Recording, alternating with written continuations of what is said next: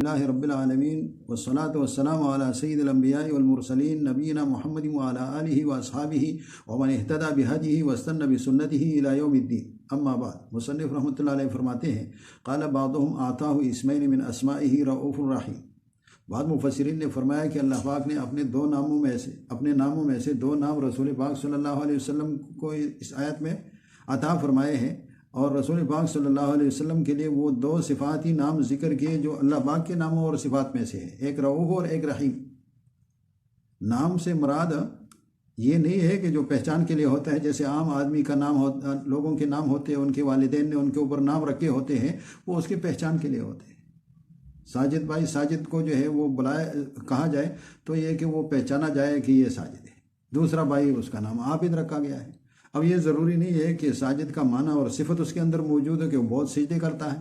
اور دوسرا بہت زیادہ عبادت کرتا ہے، اور بیٹی کا نام سائمہ رکھا کہ وہ بہت زیادہ روزے رکھتی ہے۔ یہ ضروری نہیں، یہ صرف اس کی پہچان ہوتی ہے۔ لیکن رسول پاک صلی اللہ علیہ وسلم کے جو نام ہے وہ صفات ہے، دراصل صفاتی نام ہے، یعنی رسول پاک صلی اللہ علیہ وسلم میں وہ صفات اور وہ اعلیٰ صفات جو ہے بہترین وہ موجود ہوتے ہیں جس سے یہ نام مشتق کیے جاتے ہیں۔ تو رسول پاک صلی اللہ علیہ وسلم شفقت اور مہربانی اس کی صفت تھی۔ اللہ تبارک و تعالیٰ نے بہت سارے آیتوں کے اندر اس کا ذکر فرمایا ہے، وَاخْفِضْ جَنَاحَكَ لِلْمُؤْمِنِينَ، ایک جگہ فرمایا فَبِمَا لِنْتَ لَهُمْ فَبِمَا رَحْمَةٍ مِّنَ اللَّهِ لِنْتَ لَهُمْ وَلَوْ كُنْتَ فَظًّا غَلِيظَ الْقَلْبِ لَانفَضُّوا مِنْ حَوْلِكَ۔ اللہ تبارک و تعالیٰ نے نرم اور مہربان اور شفقت والا بنایا تھا، تم نرم ہوئے۔ اگر جو ہے وہ سخت طبیعت سخت مزاج ہوتے تو یہ لوگ ایسے جو ہے وہ پھر آپ کے ارد گرد جمع نہ ہوتے۔ تو رسول پاک صلی اللہ علیہ وسلم کے صفات ہے، جیسے اس آیت میں فرمایا کہ بالمؤمنین رؤوف الرحیم، مومنوں کے اوپر رسول پاک صلی اللہ علیہ وسلم انتہائی شفیق اور مہربان ہے۔ ایسا نہیں فرمایا رؤوف رحیم بالمؤمنین تاکہ حصر نہ ہو، مومنوں کے اوپر رؤوف الرحیم ہے، مومنوں کے ساتھ دوسرے سارے مخلوق کے اوپر رسول پاک صلی اللہ علیہ وسلم کی رحمت ہے، جیسے آگے مصنف فرمائیں گے بھی۔ ومثله في الآية الأخرى قوله تعالى لقد من الله على المؤمنين إذ بعث فيهم رسولا من أنفسهم يتلو عليهم آياته ويزكيهم ويعلمهم الكتاب والحكمة وإن كانوا من قبل لفي ضلال مبين۔ یعنی جیسے پہلے آیت گزری سورہ توبہ کی، لقد جاءكم رسول من أنفسكم عزيز عليه ما عنتم حريص عليكم بالمؤمنين رؤوف الرحيم، اس آیت کی طرح یہ آیت بھی ہے، اس میں بھی اللہ تبارک و تعالیٰ نے اس اپنے انعام اور احسان کا ذکر کیا ہے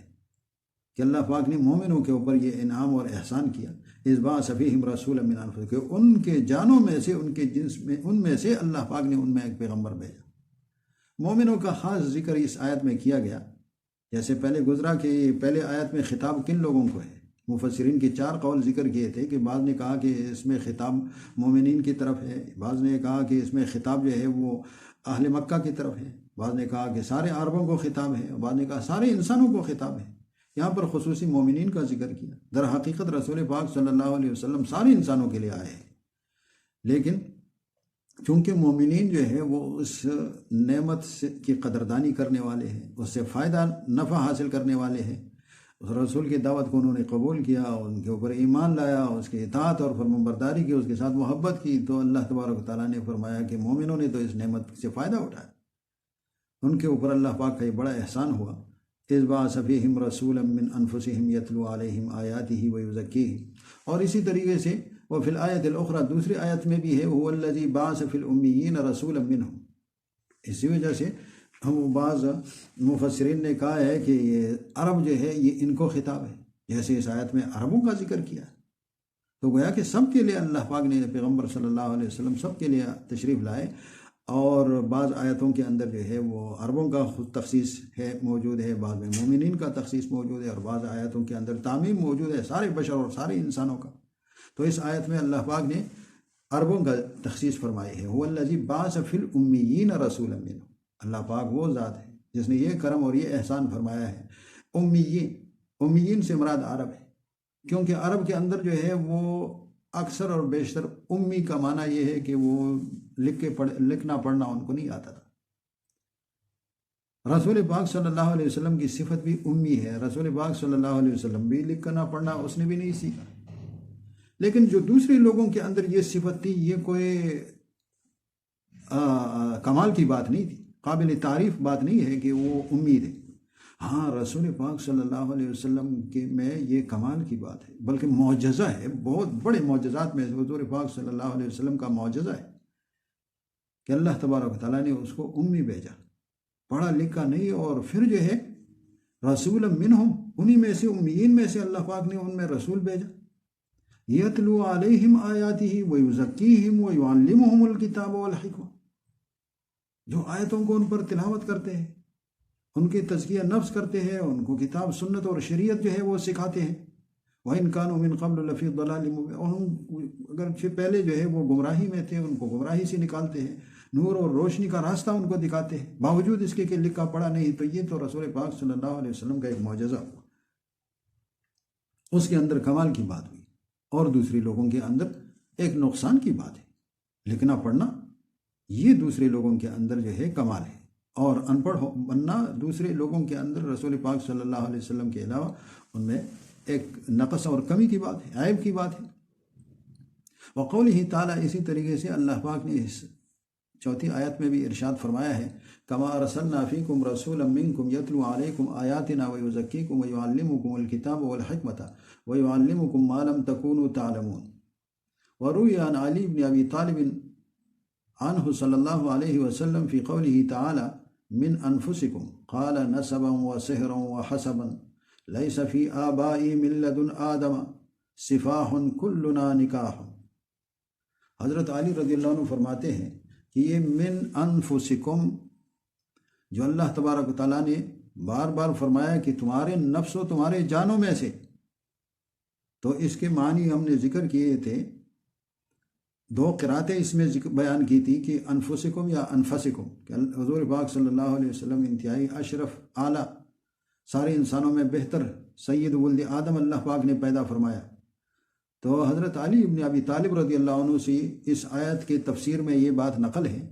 فرمایا کہ من انفسکم قال نسبا وسحرا وحسبا، اس میں رسول پاک صلی اللہ علیہ وسلم کی خاندانی شرافت کی طرف اشارہ ہے کہ وہ تم میں سے ہے، ایسا نہیں جو ان کا جو ہے وہ نسب جو ہے اس کے اندر کوئی شک اور شبہ ہو۔ من انفسکم،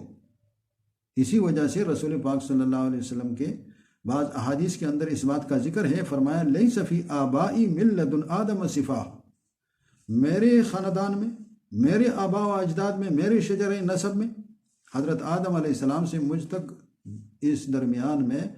کوئی جو ہے وہ سفاح موجود نہیں ہے، یعنی زنا موجود نہیں ہے، جو کوئی ان خاندان کے اندر جو ہے وہ زنا، حالانکہ کتنی جہالت کے زمانے گزرے، اور جہالات کے زمانوں کے اندر جو ہے وہ لوگوں کے اندر کیا کیا گندگیاں موجود ہوتی تھی، لیکن رسول پاک صلی اللہ علیہ وسلم کے نسب اور خاندان فرمایا کہ لیس فی آبائی من لدن آدم سفاح، آدم علیہ السلام سے لے کر مجھ تک اس خاندان کے اندر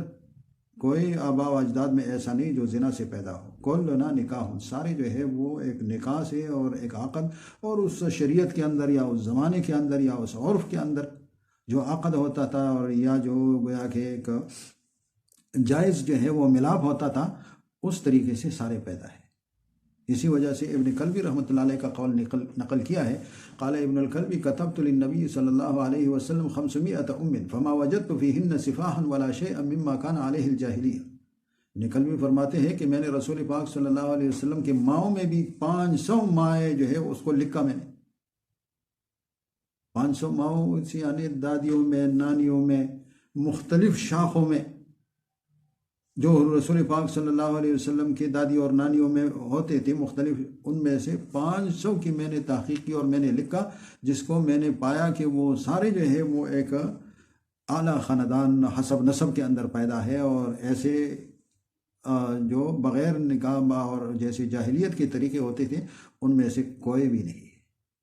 اسی وجہ سے رسول پاک صلی اللہ علیہ وسلم فرماتے ہیں تنقلت فی الاسلاب الزکیہ الی الارحام الطاہرہ، کہ وہ پاک سلبوں سے پاک جو ہے وہ رحموں کے اندر میں منتقل ہوتا رہا۔ حضرت ابن عباس رضی اللہ عنہ کا قول جو ہے نقل کیا ہے، فرمایا کہ وہ تقلبک فی الساجدین جو سورہ شعراء کی آیت ہے، اس میں حضرت ابن عباس رضی اللہ عنہ فرماتے ہیں کہ ایک تفسیر یہ بھی ہے، اور بھی بہت سارے تفاسیر ہیں اس کی، لیکن ایک اس آیت کا مطلب جو حضرت ابن عباس رضی اللہ عنہ سے نقل ہے، فرمایا کہ تقلبک فی الساجدین قال من نبی الی نبی حتی اخرجک نبیا، یعنی مراد اس سے یہ ہے رسول پاک صلی اللہ علیہ وسلم کا پھرنا ساجدین میں، یعنی ان پاک آباء و اجداد کے اندر منتقل ہونا، حضرت آدم علیہ السلام سے وہ اپنے باپ دادوں ایک کے صلب سے دوسرے کے صلب میں منتقل ہونا، اور اسی طریقے سے آگے یہ سلسلہ چلنا، تو اللہ تبارک و تعالیٰ نے اس بات کی طرف اشارہ کیا وَتَقَلُّبُكَ فِي السَّاجِدِينَ، یعنی من نبی الی نبی، درمیان میں بہت سارے جو ہے وہ پیغمبر جو ہے وہ آتے رہے، انبیاء سے جو ہے یہ